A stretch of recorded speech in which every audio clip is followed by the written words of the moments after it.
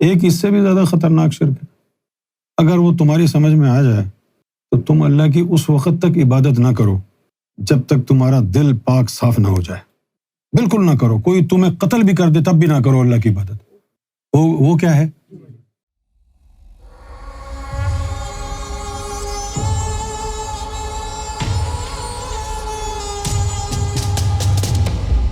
فاسق مشرک کی ٹرو ڈیفینیشن کیا ہے؟ دو طرح کے اس کے معنی ہیں فاسق۔ ایک تو فاسق اس کو کہتے ہیں جو گناہ کرتا ہے اور دین پر عمل نہیں کرتا، گناہ میں لگا رہتا ہے، سنتا ہے دین کی بات، عمل نہیں کرتا، گناہ میں لگا رہتا ہے۔ ایک فاجر ہوتا ہے، فاجر وہ ہوتا ہے خود بھی گناہ کرتا ہے، لوگوں کو بھی ساتھ لگا لیتا ہے، وہ فاجر ہوتا ہے۔ اور جیسے ہم کہتے ہیں آپ لوگوں کو کہ جتنے چاہے گناہ گار تھے اب سرکار کے در پہ آ گئے ہیں، پاک صاف ہونے کا آپ کو اب نسخہ مل گیا ہے، اب گناہوں کو چھوڑ دیں، نہیں چھوڑیں گے تو پھر نقصان ہوگا نا۔ حالانکہ قرآن میں تو اللہ تعالیٰ نے بالکل صاف صاف لکھا ہے، ان اللہ لا یہدی قوم الفاسقین، اللہ تعالیٰ جو ہے فاسقوں کو ہدایت نہیں دیتا۔ رہ گئی بات مشرک کی، تو مشرک کا بھی ایک تو ظاہری معنی ہے اللہ کے علاوہ کسی اور کو اس کا ہم پلہ سمجھے کہ بھئی جو اللہ کر سکتا ہے وہ فلاں ہے، وہ بھی ایسا کر سکتا ہے، یہ شرک ہے۔ اللہ تعالیٰ نے کہا ہے نا تم میں سے کوئی بھی کچھ ایسا نہیں ہے، تو کسی کے بارے میں یہ گمان کر لینا۔ یہاں ایک باریک لائن ہے جہاں پر لوگ زیادتی کرتے ہیں، اپنے کسی مرشد سے ایسی توقع رکھنا کہ بھئی میرا مرشد عطا کر دے گا، جیسے اولاد ہے کہ میں اپنے مرشد کو کہوں گا مرشد نظر کرے گا ہو جائے گی۔ وہابی دیوبندیوں نے اس بات کو شرک بنا دیا۔ اچھا یہ بات شرک ہو سکتی ہے کب؟ جب مرشد کی طاقت اللہ کی طاقت نہ ہو۔ مرشد کی اپنی تو کوئی طاقت ہی نہیں ہے، وہ تو اللہ کی طاقت سے ہی کرے گا نا، اللہ کی رضا سے ہی کرے گا نا۔ یعنی غیر اللہ سے امید باندھنا۔ اب غیر اللہ سے امید باندھنا کیا ہے؟ تو نے اپنے آپ کو پیر بنایا ہوا ہے، اندر تو کچھ بھی نہیں ہے، اس کے آگے ہاتھ جوڑنا بھی شرک ہے۔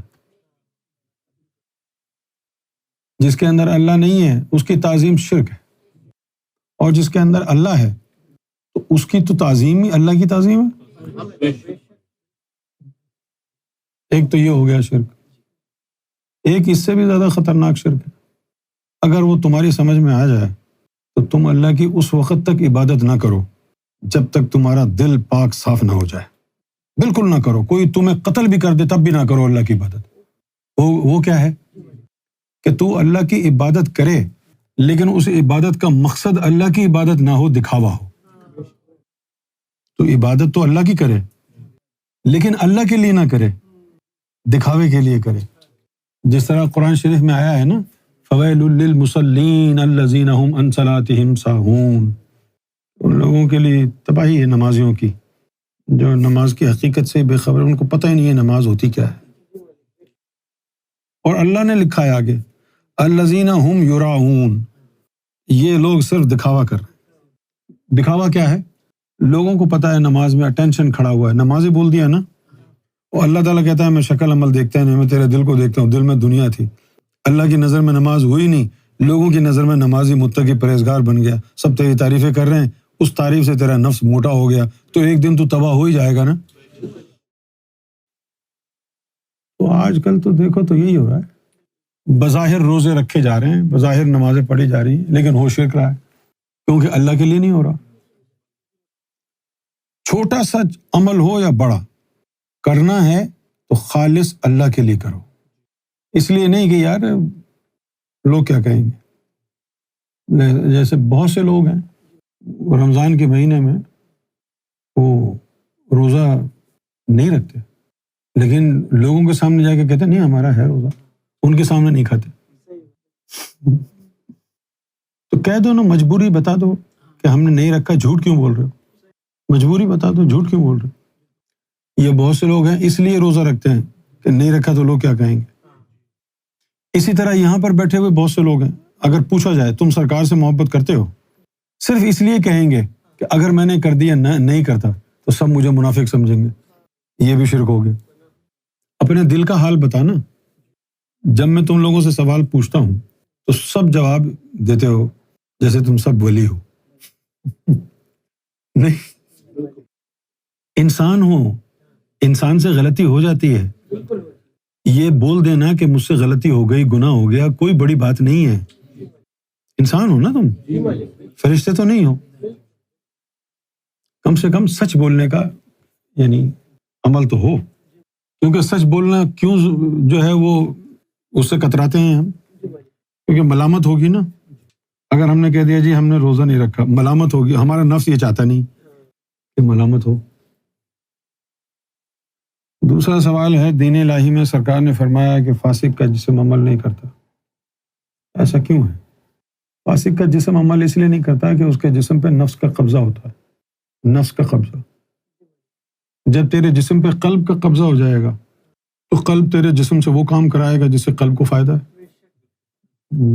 اگر قلب کا قبضہ نہیں ہے تو نفس کا قبضہ ہے، پھر تناسانی آئے گی، لیزینس آئے گی یا گناہ کرے گا۔ میں بچپن میں سوچا کرتا تھا کہ کرکٹ کی کامنٹری سنتے تھے ریڈیو پہ، چھوٹے چھوٹے ریڈیو ہوتے تھے، وہ لے کے چلتے تھے، اس پہ کرکٹ کی کامنٹری سنتے اور بڑی توجہ سے۔ ایک دن مجھے یہ خیال آیا کہ جس طرح سارا دن کرکٹ کی کامنٹری ہم سنتے ہیں، قرآن شریف کی تلاوت تو 5-10 منٹ سے زیادہ سن نہیں سکتے ہم، یہ چکر کیا ہے؟ وہ چکر یہ ہے کہ جو ہمارے نفس کو مرغوب چیزیں ہیں، نفس کو پسندیدہ چیزیں ہیں، وہ کرنے میں نفس ہمیں پش کرتا ہے، کرو کرو کرو، شاباش، سنو، پوچھو کیا اسکور ہو گیا۔ اور جو تلاوت قرآن ہے وہ تو قلب کی غذا ہے، قلب کا قبضہ نہیں ہے تمہارے جسم پہ۔ سچ سچ بتاؤ، تم میں سے کتنے لوگ ایسے ہیں جن کو تلاوت قرآن سن کے رونا آیا ہو؟ یہ تو عام سی بات ہے، ہونا چاہیے، تلاوت قرآن سن کے رونا آیا۔ اچھا، اب قرآن سنتے ہوئے جو رونا آتا ہے وہ کیا ہے؟ قرآن مجید میں ہی اللہ نے فرمایا ہے کہ جب قرآن پڑھا جائے تو توجہ سے سنو تاکہ تم پر رحم کیا جائے۔ وہ اللہ تعالیٰ کی رحمت برستی ہے، تلاوت قرآن کے وقت اللہ تعالیٰ کی رحمت کا نزول ہوتا ہے۔ اس رحمت جب وہ دل اور نفس پہ پڑتی ہے تو گناہ جلتے ہیں، گناہ جلتے ہیں تو پھر رونا آتا ہے۔ تو اللہ کا نام سن کے، تلاوت قرآن سن کے اگر کسی کو رونا آتا ہے تو اس کا مطلب ہے کہ وہ ازلی مومن روح ہے، لائن والی ہے۔ اگر ازلی مومن نہیں ہوا وہ کچھ نہیں ہوگا۔ وَإِذَا قُرِئَ الْقُرْآنُ فَاسْتَمِعُوا لَهُ، اور جب قرآن پڑھا جائے تو پھر اپنی ساری توجہ، اپنے کان ادھر لگا لو، لَعَلَّكُمْ تُرْحَمُونَ، تاکہ اللہ تعالیٰ تم پر رحمت کرے۔ یہ بات میری سمجھ میں نہیں آتی کہ میں بولتا ہوں یار یہ چیز قرآن میں لکھی ہے، یہ ڈھونڈو کہاں ہے؟ یہ کیا چیز ہے کہ بھائی قرآن میں یہ آیا ہے اور وہ آیا ہوا ہے؟ نہیں۔